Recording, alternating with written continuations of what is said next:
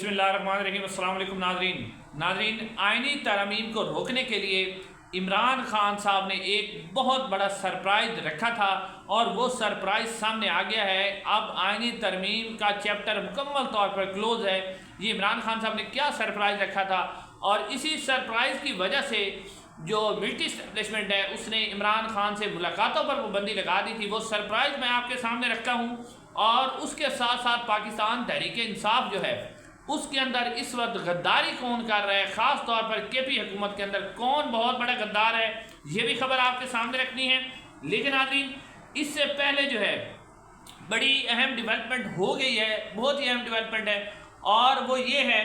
कि जो मौलाना फजल रहमान साहब की पार्टी है उसकी तरफ से बड़ा अहम रद्द अमल आया और फिर हाई कोर्ट में जो दरखास्तें गई हैं उसकी भी बड़ी अहम तफसीलात आपके सामने रखनी है। नाज़रीन,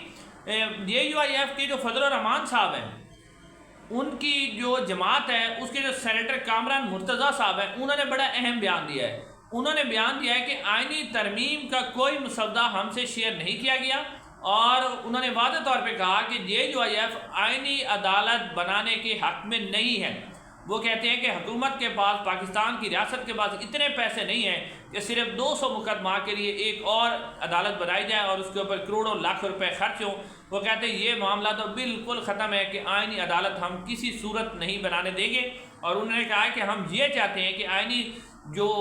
मामलात हैं उसके लिए एक अलग से अगर हुकूमत को बेंच इसी सुप्रीम कोर्ट में, जी हाँ नाज़रीन, आप ये सही सुन रहे हैं कि इसी सुप्रीम कोर्ट में अगर कोई हुकूमत कोई बेंच बनाना चाहती है तो हम उसकी सपोर्ट करेंगे, लेकिन हम किसी भी नई आइनी अदालत को बिल्कुल सपोर्ट नहीं करेंगे। ये कहा है कामरान मुर्तज़ा साहब ने। और फिर उन्होंने कहा है कि इस मामले को जो है हम ये भी नहीं, जब उनसे पूछा गया कि क्या आप को टाइम फ्रेम है कि इसको जल्दी, उन्होंने कहा कि हमें कोई जल्दी नहीं इसके ऊपर, हम बिल्कुल इसके ऊपर जल्दी नहीं चाह रहे, हुकूमत को जल्दी है वो करती रहे, लेकिन हम ये चाहते हैं कि इस मामले को पब्लिक किया जाए क्योंकि ये मामला बहुत एहसास है, इसके ऊपर पब्लिक ओपिनियन का जानना बहुत ज़रूरी है। तो जब तक इसके ऊपर पब्लिक ओपिनियन नहीं आती हम इसके ऊपर किसी किस्म का कोई वोट नहीं देंगे। उन्होंने कहा कि हम अपोजिशन में हैं, हम अपोजिशन में ही रहेंगे। उन्होंने वाज़ेह तौर पे ये ऐलान किया। और इसी के साथ मिलती जुलती जो खबर है वो है कि इस्लामाबाद हाई कोर्ट में भी इन तरमीम को चैलेंज किया गया था। जस्टिस आमिर फारूक साहब ने कल के लिए नोटिस जारी कर दिया है। उसके अलावा सबसे अहम जो समाअत हुई है पेशावर हाई कोर्ट के अंदर हुई है। 2 रुकनी bench chief justice Ishtiyaq Ibrahim की सरबराही में, उसने भी 15 अक्टूबर तक हुकूमत को, अटार्नी जनरल को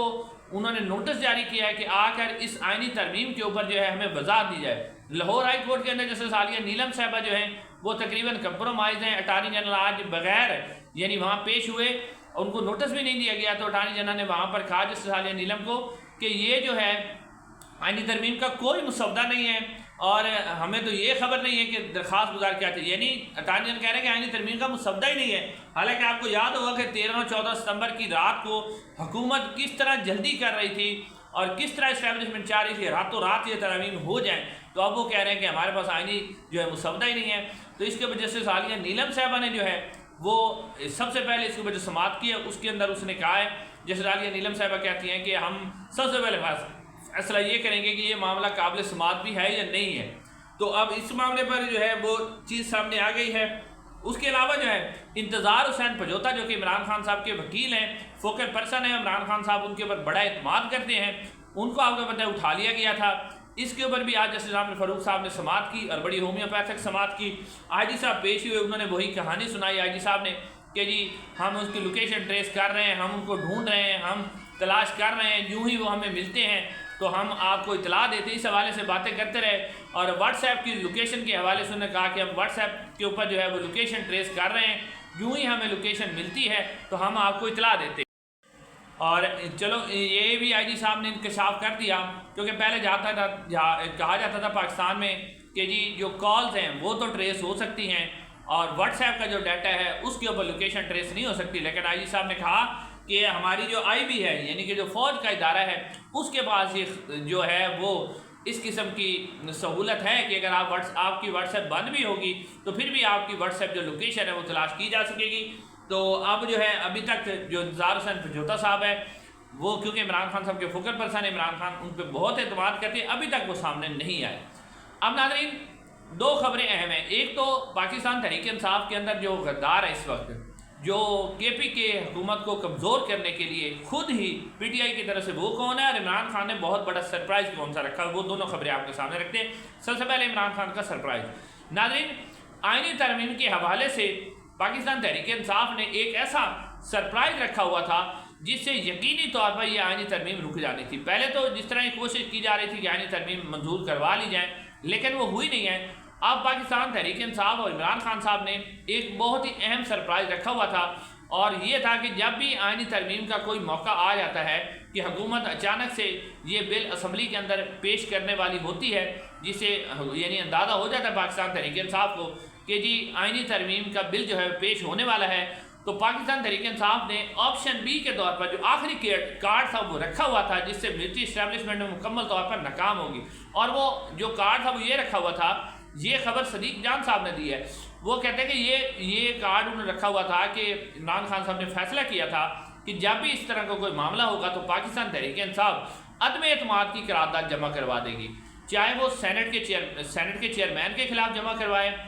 یا ڈپٹی سینٹ کے چیئرمین کے خلاف، یا اسپیکر یا ڈپٹی اسپیکر قومی اسمبلی کے خلاف جمع کروائے، یا وزیر اعظم پاکستان کے خلاف جو ہے عدم اعتماد کی قرارداد جمع کروا دی جائے گی. اور آئین اور قانون کے مطابق جب عدم اعتماد کی قرارداد جمع ہو جاتی ہے تو اس کے بعد اور کسی بھی بل کے اوپر جو ہے ووٹنگ یا کسی بھی بل کے اوپر جو ہے کارروائی نہیں ہو سکتی. تو یہ بہت بڑی اسٹریٹجی عمران ابھی بھی پاکستان تحریک انصاف نے اپنا آخری کارڈ سنبھال کے رکھا ہوا ہے.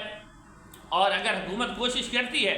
کہ 16 17 18 کے جیسے کہا جا رہا ہے کہ آئینی ترمیم اگر عدالتوں سے کوئی رد عمل نہیں آتا، ویسے تو عدالتوں سے آنا چاہیے، اور جس طرح وکلا اس کے اوپر بولے ہیں، جس طرح یہ بہت ہی زیادہ تنقید ہوئی ہے، لیکن اگر ان سے کوئی رد عمل نہیں آتا تو پاکستان تحریک انصاف کے پاس یہ آخری آپشن موجود ہے کہ وہ پھر عدم اعتماد کی تحریک پیش کر دیں گے. اور آئین اور قانون کے مطابق جو عدم اعتماد کی تحریک ہوتی ہے اس کو 7 دن تک یعنی اس نے پروسیجر ہونا ہوتا ہے، تو وہ پھر کیا ہوگا کہ 7 دن تک اس کے اوپر کارروائی نہیں ہو سکتی. تو اگر یہ 17 18 کو بھی پیش کرتی ہے اور عدم اعتماد کی قرارداد آ جاتی ہے تو پھر 25 اکتوبر تک معاملہ یہ جو ہے قاضی فیصلہ کا معاملہ ختم ہو جائے گا، اور اس کے بعد جو نئی صورتحال ہے وہ پیدا ہو جائے گی. تو یہ بہت بڑا کارڈ پاکستان تحریک انصاف اس وقت اپنے پاس چھپا کے بیٹھی ہوئی ہے، جو کہ اب خبر کے طور پر پاکستان تحریک انصاف نے سامنے بھی لے آئی ہے. اس کے بعد ناظرین، جو پشتون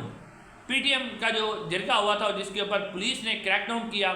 اور اس میں 3 افراد کی شہادت کی اطلاع تھی اور بہت سے افراد زخمی ہوئے، لیکن اس حوالے سے پاکستان تحریک انصاف کے جو بیرسٹر سیف صاحب ہیں، وہ ان کے بارے میں خبر یہ آئی کہ ان کے اسٹیبلشمنٹ سے اس سے پہلے بھی بڑے گہرے تعلقات ہیں، اور اب بھی وہ اسٹیبلشمنٹ سے رابطے میں ہیں اور وہ اسٹیبلشمنٹ کو ساری معلومات دے رہے ہیں. اس سے پہلے بھی بیرسٹر سیف نے جب پاکستان تحریک انصاف نے ڈی چوک پر دھرنا دیا تھا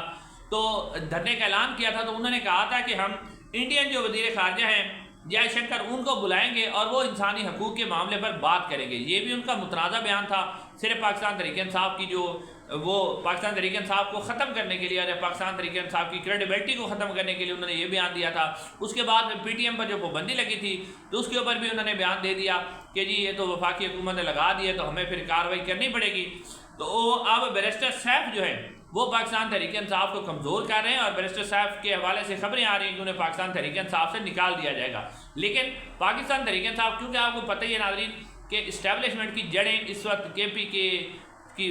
چاہے سندھ حکومت ہے، پنجاب حکومت ہے، بلوچستان تو ویسے ہی وہ ٹیک اوور کر کے چلاتے ہیں. تو یہ سویلین کے صرف فیس ہیں، پیچھے کام تو انہیں کا ہے. آئی جی اور چیف سیکرٹری جو ہیں وہ ڈائریکٹ اسٹیبلشمنٹ سے ہدایات لے رہے ہیں، اور وہ علی امین گنڈاپور صاحب کی یا کسی کی نہیں مان ہے. لیکن پھر بھی پاکستان تحریک انصاف کے سینئر رہنما شاہد خٹک صاحب نے جو ہے وہ اس وقت گئے ہیں ان زخمیوں کے پاس، اور ان زخمیوں کی انہوں نے عیادت کی ہے، اور عیادت کرنے کے بعد ان کے اوپر جو ہے پھر انہوں نے ان کے ساتھ اظہار یکجہتی بھی کیا، اور انہوں نے کہا کہ پاکستان تحریک انصاف ان کے ساتھ کھڑی ہوئی ہے. لیکن اب خبر یہ بھی سامنے آئی ہے کہ جب یہ جرگہ ہو رہا تھا تو اس وقت جو ہے جب پولیس نے اوپر کریک ڈاؤن کیا تو لوگ ایک دفعہ تو منتشر ہو گئے، لیکن اس کے بعد انہوں نے پھر مسجدوں میں اعلان کروا کے اور لوگ اکٹھا کیا تو پھر پولیس وہاں سے بھاگ گئی تھی. بڑے شدید قسم کا تصادم ہونے کا خطرہ تھا. لیکن ناظرین، پاکستان کی ملٹری اسٹیبلشمنٹ ہمیشہ سے استعمال کرتی رہی ہے. یہ پی ٹی ایم بھی جو ہے اب تو چلو وہ اینٹی اسٹیبلشمنٹ بنے ہوئے ہیں، لیکن یہ خود بھی ان کے ہاتھوں میں استعمال ہوتے رہے ہیں. محسن داوڑ صاحب، علی وزیر صاحب، جب اسٹیبلشمنٹ نے انہیں بلایا تھا تو انہوں نے آ کے شہباز شریف کے لیے ووٹ بھی دیا تھا جب عمران خان کے خلاف عدم اعتماد آئی تھی، اور پھر اس کے بعد یہی پی ٹی ایم جب پاکستان تحریک انصاف کو کمزور کرنا تھا پی ٹی ایم کے دور میں، تو اسلام آباد میں انہیں جلسہ کرنے کی اجازت دی گئی تھی اور انہوں نے اینٹی اسٹیبلشمنٹ تقریریں بھی کی تھی، یعنی اس وقت اسٹیبلشمنٹ اسی پی ٹی ایم کو پی ٹی آئی کے خلاف کھڑا کرنا چاہ رہی تھی، تو اس وقت یہ پی ٹی ایم خوش تھی کہ ہم ٹھیک ہے جی ہمارے ساتھ کھڑی ہے۔ تو یہ پی ٹی ایم والوں کو بھی سوچنا چاہیے کہ وہ اسٹیبلشمنٹ کے ہاتھوں میں کھیلیں گے یا وہ پختون جو قوم ہے جو ان سے امیدیں لگائے بیٹھے ان کے حقوق کی بات کریں گے۔ تو یہ بھی ایک بڑا سیریس کنسرن ہے پی ٹی ایم کے لیے بھی کہ پی ٹی ایم اس وقت کس کے گراؤنڈ میں کھیل رہی ہے۔ انشاءاللہ اگلی ویڈیو ملاقات ہوگی۔ السلام علیکم۔